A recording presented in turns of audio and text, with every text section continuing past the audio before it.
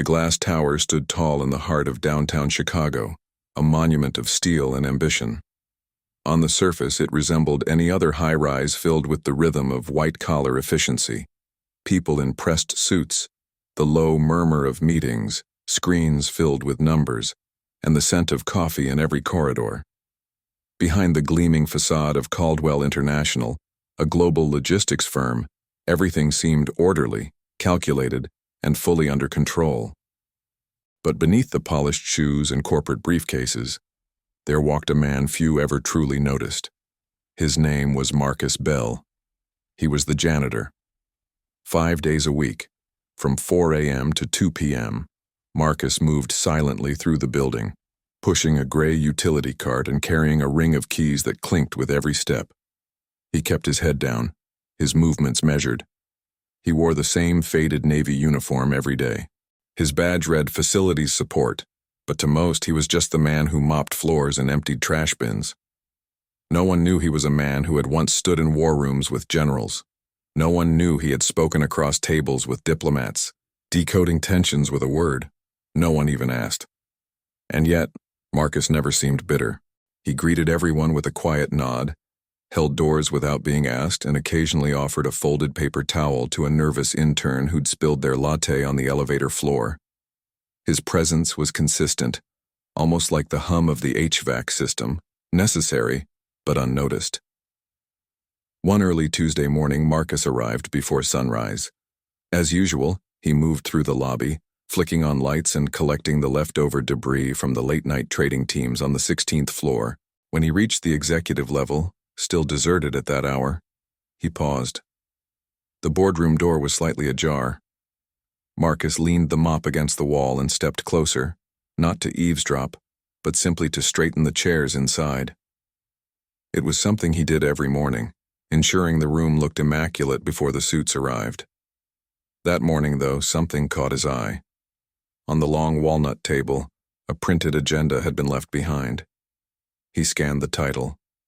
Quarterly Strategy Session, Mandarin Translation Required, Investors from Guangzhou. He looked away quickly, as if catching a glimpse of something he shouldn't have. But as he adjusted the blinds, a faint smile appeared at the corner of his lips. No one knew Marcus had lived in China for nearly a decade. No one knew he was fluent in Mandarin, Cantonese, and Korean. No one knew he had once interpreted confidential military dialogues and translated policy briefings that could shift the stock market. They only knew the mop. After finishing the floor, Marcus returned to the janitor's closet tucked behind the freight elevator. He opened a small, dented locker and reached for his old thermos. Inside the locker, faded photographs were taped to the metal. Images of him in uniform, standing alongside soldiers from multiple nations. There was one in particular. Marcus in a translator's headset speaking into a microphone with the United Nations flag in the background. He stared at it for a moment longer than usual. That same day, chaos began to stir on the executive floor. By 9 a.m., the Chinese investors had arrived. The boardroom buzzed with formality. Richard Caldwell, the CEO, was present in his usual tailored suit, exuding command. However, the company's professional translator, a young contractor, was nowhere to be found. A miscommunication had led to her being booked on the wrong day. Minutes passed. The investors grew restless. A misstep here could cost the company millions in future contracts. Richard, usually composed, began to shift in his seat. Then, through the clear glass wall, someone noticed Marcus. He was wheeling his cart down the hallway just outside the boardroom. He was not listening in. He did not appear intrusive. But his posture, his movement, something about him radiated calm amid the storm. Richard raised a hand. "Excuse me. Marcus, is it?" Marcus turned, surprised, and stepped inside. "Yes, sir." "There's been a translation issue. Do you happen to know anyone in the building who speaks Mandarin?" Marcus was silent for a moment. Then, with quiet certainty, he replied, "I do, sir. I speak Mandarin." For a beat, the room was still. One of the investors, hearing the word Mandarin, turned toward Marcus. And in that moment, Marcus did something no one expected. He stepped forward and began to speak. Not broken phrases, not textbook language, but fluent, polished, native-level Mandarin, with precise tone and rhythm, the kind only achieved through immersion and experience. The Chinese investors leaned in, visibly surprised. One even responded in Mandarin, testing him. Marcus replied without hesitation. Smiles began to spread around the table. The tension dissolved like morning mist. Within 5 minutes, Marcus had not only stabilized the meeting, he had saved it. Richard Caldwell sat back in his chair, speechless. And in that room, filled with men and women who made millions by reading people, no one could read Marcus. No one could understand why a man with such intellect, such poise, was pushing a mop instead of closing deals. But one thing was certain. He was no longer invisible. Later that afternoon, after the investors had left satisfied, Richard requested Marcus in his office. As Marcus entered, still wearing his janitor uniform, still humble, Richard stood. "I think we need to talk." Marcus simply nodded. What was said behind that closed door would change the direction of Caldwell International forever. But what was unsaid, the life Marcus had lived, the sacrifices he had made, and the reasons he'd walked away from it all, was even more powerful. What led Marcus to trade international diplomacy for a quiet life cleaning hallways? And how would one moment of unexpected brilliance redefine an entire corporation? The room was still. A low hum came from the floor-to-ceiling windows behind the CEO's desk, where the city of Chicago stretched endlessly into the afternoon haze. The sun glinted off the steel buildings, casting a golden hue that illuminated the corner office of Richard Caldwell, a man known for his sharp instincts and relentless pragmatism. Today, however, he found himself caught in a moment of unexpected reflection, brought on not by a board report nor by a market crash, but by a janitor who had just spoken flawless Mandarin and salvaged a multi-million-dollar meeting. Marcus stood at the doorway. His posture remained respectful, composed but not submissive. He didn't slouch, nor did he fidget. He waited patiently, hands clasped in front of him, the quiet strength in his eyes suggesting this was not the first time he'd been in a room where futures were decided. "Come in," Richard said after a pause. His voice was neutral but laced with genuine curiosity. "Close the door behind you, please." Marcus obeyed and took a seat only when invited. The CEO sat across from him, studying the man as if seeing him for the very first time. "I'll get straight to the point," Richard began. "That was extraordinary. Not just your language skills, but your timing, your composure. You saved that meeting." "Thank you, sir," Marcus said simply. Richard leaned forward. "But I have to ask, why are you working here as a janitor?" There was no offense taken, no defensiveness, just a quiet breath before Marcus answered. "I chose to," he said. That answer lingered in the air for a moment, deliberate, mysterious. Richard frowned slightly. "You chose to be a janitor? With skills like that? You speak Mandarin like a native, and one of the investors said you responded in Cantonese. That's not something you learn on YouTube." "I didn't," Marcus said, his voice calm. "I was trained, and I lived in Asia for over 12 years. Richard sat back. "Tell me more." And so Marcus did. Marcus Bell had been born in Detroit, the son of a single mother who worked 2 jobs to keep food on the table. From an early age, Marcus showed an unusual gift for languages. He would mimic accents with startling accuracy, and by the age of 13, he had taught himself conversational Spanish using old library tapes. His high school counselor noticed this gift and helped him apply for a military scholarship focused on linguistic intelligence. By 19, Marcus was enrolled in one of the U.S. military's most elite language programs. He was later recruited by a special diplomatic unit focused on East Asia. For years he served as an interpreter and cultural liaison, stationed in Beijing, then Seoul, then Hong Kong. He translated in high-stakes meetings between generals, helped defuse political tensions, and at times was the sole bridge between 2 worlds on the brink of misunderstanding. But such a life came with costs. He lived under constant pressure. In 2008, during a diplomatic emergency, Marcus made a call that spared lives, but cost him a promotion. Politics within the chain of command had little tolerance for nuance, and Marcus had become inconvenient. Disillusioned, He resigned with honors and returned home. And yet, home no longer felt like home. The country he had served didn't seem to have a place for a multilingual veteran with no Ivy League diploma. He took odd jobs. Eventually, he applied for janitorial work, not because it was all he could do, but because it allowed him to disappear. "I got tired of being important," Marcus said quietly. "I wanted silence, routine, and time to think." Richard listened, genuinely moved. "I'm sorry you went through all that," he said, his voice now stripped of corporate polish. "But you don't belong in the shadows, Marcus." Marcus looked out the window. Sometimes the shadows are where people heal. There was a long silence between them. The kind of silence that only two men who've seen life at its most complicated can share.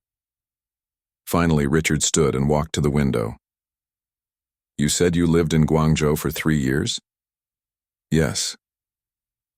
"What other languages do you speak?" "Fluently? Mandarin, Cantonese, Korean, and decent Russian. I can get by in Japanese and Arabic." Richard turned, astonishment on his face. "You're sitting on an empire of knowledge. We've been paying language firms hundreds of thousands a year for what you could do better." Marcus shook his head. "I wasn't trying to be discovered." "Well, you've been discovered now." Within 24 hours, Marcus's world changed. A formal promotion was issued, senior language and cultural advisor. His salary increased tenfold. An executive email announced his new role, referring to him as an invaluable asset whose presence speaks to the power of unseen talent. More than that, Marcus was given an office. Not on the executive floor, but by his own request near the training center, where he could mentor young employees and help onboard international clients. His first task? Leading a series of negotiations with new partners in Southeast Asia, where his cultural sensitivity and language fluency made him more effective than any consultant the firm had ever hired. The response was overwhelming. Clients loved him. Staff admired him.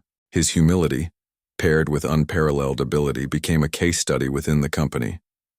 And yet, even as he navigated his new responsibilities with ease, Marcus never forgot where he came from. He kept his janitor badge, framed, on the wall of his office.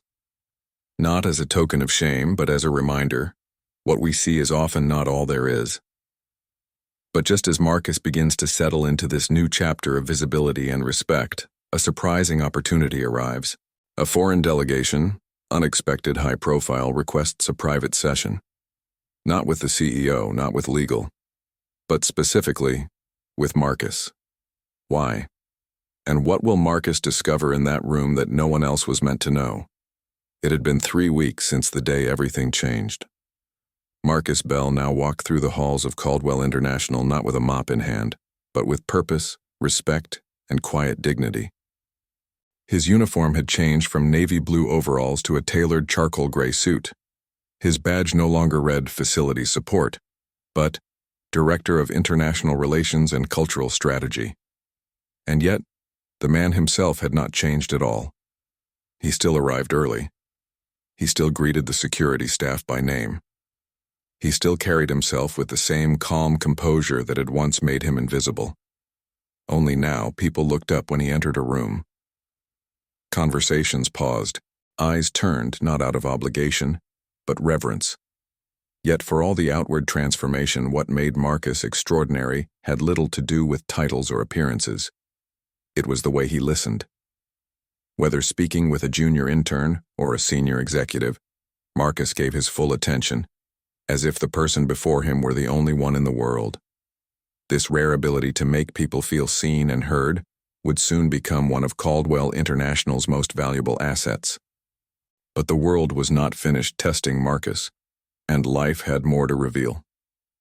One rainy Monday morning, an encrypted message arrived at the executive inbox. It was from a representative of the Singaporean Ministry of Commerce, a partner Caldwell had only recently begun negotiations with.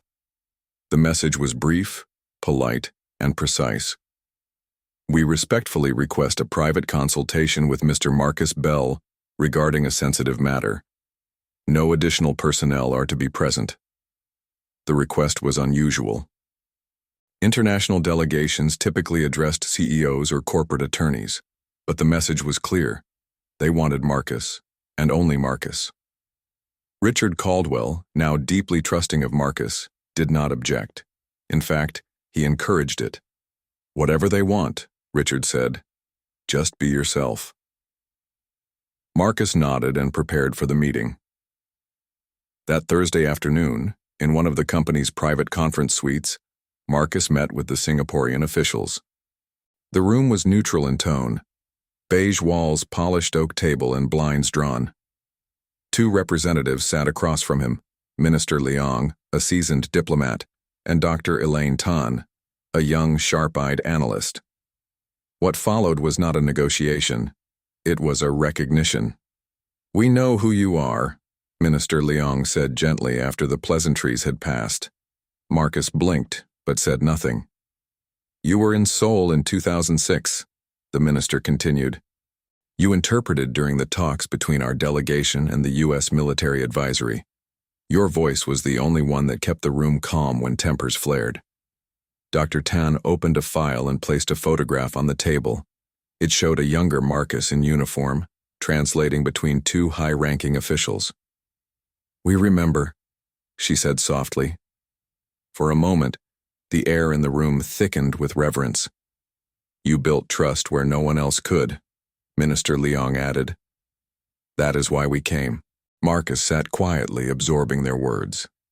His hands were folded on the table, steady, as memories long buried rose to the surface. Those meetings had been critical, tense, dangerous even. A single mistranslation could have triggered a diplomatic breakdown. Marcus had walked a tightrope then, balancing truth with subtlety, clarity with diplomacy. What he had carried in those rooms had never been fully acknowledged. Until now. Minister Leong leaned forward. "We're not just here to reminisce," he said. "Our region is facing growing tensions, and your company, whether it knows it or not, is now at the center of several major trade corridors." Marcus listened carefully. "What we propose," continued Dr. Tan, "is to build a cultural intelligence bridge between your firm and the Eastern markets, not with contracts and signatures, but with something rare: trust." They weren't asking Marcus to interpret. They were asking him to lead, to become the human connection between two worlds often divided by suspicion and misunderstanding. Marcus felt the weight of it, not as a burden, but as a calling. "I'll need time," he said quietly. Minister Leong nodded. "We will wait." News of the private meeting spread quickly inside Caldwell International, though no one knew the details. Whispers grew, not out of jealousy, but of awe. A man who once emptied trash bins now held the ear of foreign ministers, and yet Marcus remained unchanged. He declined press interviews. He turned down the offer to have his name added to the leadership masthead. Instead, he continued mentoring the younger staff. He organized language training sessions. He developed a cultural sensitivity curriculum for the international sales team. He even personally greeted new interns in the lobby, remembering what it felt like to be overlooked. One day, while walking past the break room, Marcus heard a voice. "Do you think he's some kind of genius?" someone whispered. "No," another replied. "I think he's just someone who never stopped being a human being, even when the world stopped seeing him as one." Late one evening, Marcus stayed behind to finish preparing a report. The office was quiet, the city lights flickering through the windows. As he rose to leave, he noticed an envelope on his desk. There was no name, no return address. Inside, a single sheet of paper, no letterhead, no greeting, only a sentence typed in plain font. "We haven't forgotten what happened in Taipei." Marcus froze. He sat back down, slowly, the hum of the city now distant. His hands trembled slightly, not from fear but from something older, something unresolved. Taipei, a name from the past, a memory sealed behind layers of silence. For years, Marcus had buried what had occurred there. An operation gone wrong, a life lost, a decision made under impossible pressure. No one was supposed to know. Yet someone did. And now, they had found him. When an individual changes, the impact is often personal and internal. But when a symbol changes, a visible reminder of integrity, humility, and wisdom, the ripple effect can move an entire institution. Marcus Bell had become more than an employee at Caldwell International. He had become its conscience. His role as Director of International Relations had begun as a symbolic elevation, but what followed was a quiet revolution that no consultant, no strategic memo, no corporate initiative could have ever accomplished. It was the change of a culture, and it began not with mandates but with moments, In the months following his formal promotion, Marcus established a series of roundtable sessions with staff from every level, not just executives and project leads, but receptionists, IT support, warehouse coordinators, and interns. Each session focused on cross-cultural communication, listening without assumption, and ethical negotiation practices. In one session, a young logistics planner nervously admitted that she had avoided taking international assignments because she feared being too unpolished to represent the company abroad. Marcus listened. Then, in front of the group, he quietly told her, "People don't remember polish. They remember presence. They remember honesty." The room was silent, and something in the young woman's posture changed, as if permission had been granted to be brave. Stories like this began to spread, word-of-mouth moments of transformation. Managers began holding shorter meetings with longer listening sessions. Salespeople stopped memorizing scripts and started studying cultural etiquette. Office chatter shifted. There was less ego, more grace. Richard Caldwell, observing from above, found himself both surprised and humbled. "It's as if he's leading without leading," he confided to his chief of staff. "He's not directing people. He's inviting them to be better." And they were accepting the invitation. Inspired by Marcus's impact, Richard authorized the launch of a new internal program called Bridgework. It would serve as a permanent department dedicated to cultural intelligence, language training, and ethical globalization, and Marcus would be its founder and principal strategist. Hiring policies began to shift. Resumes from unconventional backgrounds were no longer dismissed. Veterans, immigrants, second-career professionals, voices once silenced by traditional filters, were invited in. In an industry driven by profit margins and speed, Caldwell was beginning to stand for something else: human-centered growth. And yet, for all the progress and light, shadows remained. The note that Marcus had received, the one referencing Taipei, stayed folded in his desk drawer. He hadn't spoken of it, not to Richard, not to his assistant, not even to himself out loud. But its presence lingered. Some nights, as the building emptied and the city's heartbeat slowed, Marcus would remain in his office, lights off, staring at the skyline. In those hours, memories returned. Taipei. It had been winter. He had been stationed unofficially, a diplomatic interpreter on loan for a multilateral energy negotiation involving 3 nations. Everything had been moving toward a resolution until a side-channel conversation revealed something darker: a covert operation disguised as a partnership. Marcus had uncovered it accidentally and tried to stop it. But he was one man in a room of agendas. A decision was made, an informant disappeared, and a bridge Marcus had tried to build was burned by those who valued secrecy over truth. He had never spoken of it. Until now, no one had brought it up. One Friday afternoon, Richard Caldwell knocked on Marcus's office door. It was uncharacteristic. Richard rarely knocked. But on that day, something felt different. "Got a moment?" he asked. Marcus nodded, gesturing to the chair across from him. Richard sat, placing a manila folder on the desk. "I need to show you something." Inside the folder were a series of background checks, not about Marcus, but on Marcus. An external firm had submitted an unsolicited profile review. Attached was a digital scan of the anonymous note Marcus had received. Somehow it had been intercepted through an internal security protocol. Marcus's eyes narrowed slightly. "I've seen that note," he said softly. Richard leaned forward. "So have I. And I've been asking myself, what does it mean? Who sent it? And why did they feel the need to threaten someone whose only agenda here is building trust?" Marcus was silent. Richard continued. "You don't owe me anything. But if there's something I should know, not for PR reasons, but because it might touch the company, I want to hear it from you." Marcus looked up, and, for the first time, he told the story of Taipei. Not as a victim, nor as a hero, but as a man caught between loyalty and conscience, between what was required and what was right. He spoke of the corruption buried under policy, the lives weighed against interests, and the silence that followed his refusal to play along. When he finished, Richard said nothing for a long moment. Then, "I wish I had known you then." Marcus offered a quiet smile. "If you had, I wouldn't be who I am now." Richard stood. "We're with you, Marcus. No matter what this note is, it has no power here. Not anymore."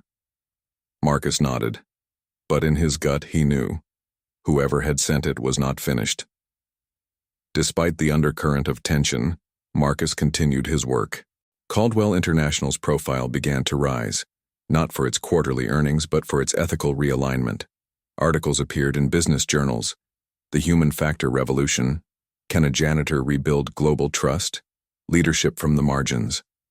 Marcus received invitations to speak at international forums, to consult for NGOs, to co-author books. He declined them all. "My work isn't finished here," he told Richard one day. Not yet. But one invitation he could not ignore. An international summit on global ethics and commerce, hosted in Geneva, requested Marcus as the keynote speaker.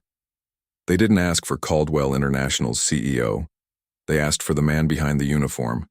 And with that, Marcus began preparing for a moment that would not only define his future, but potentially bring closure to a past he had long buried. The flight to Geneva was long, quiet, and solitary.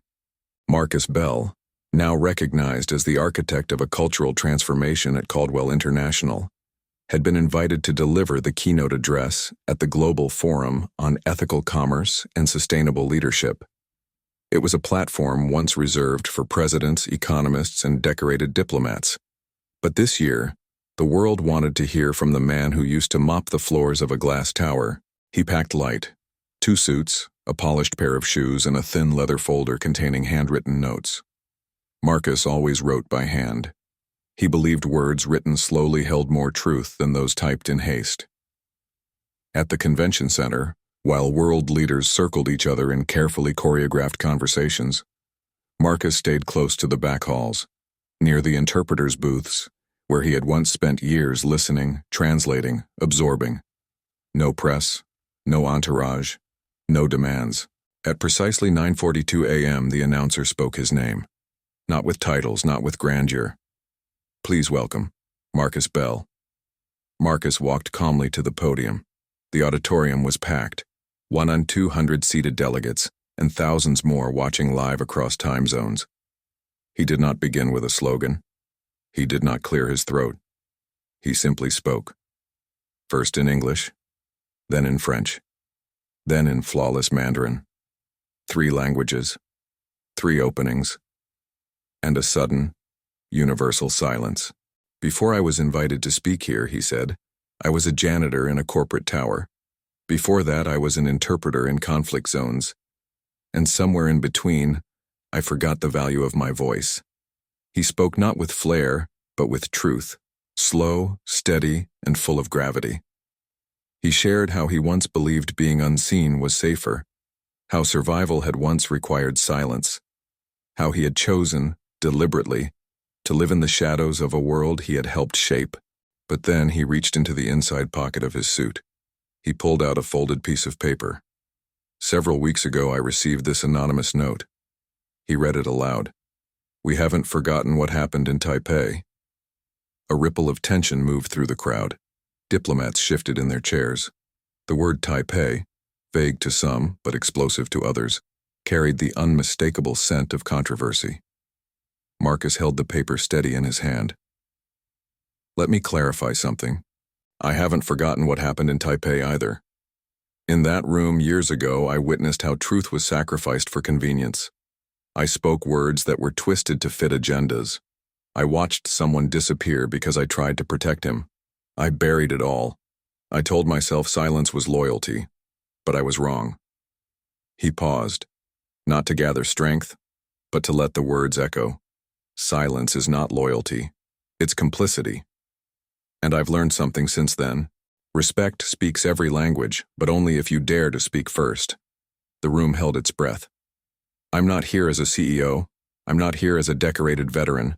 I'm here as a man who has made mistakes, but who refused to stop listening. And if the world needs anything right now, it is not louder voices, but deeper listening. He stepped away from the podium. There was no music, no fanfare, just a long, suspended silence.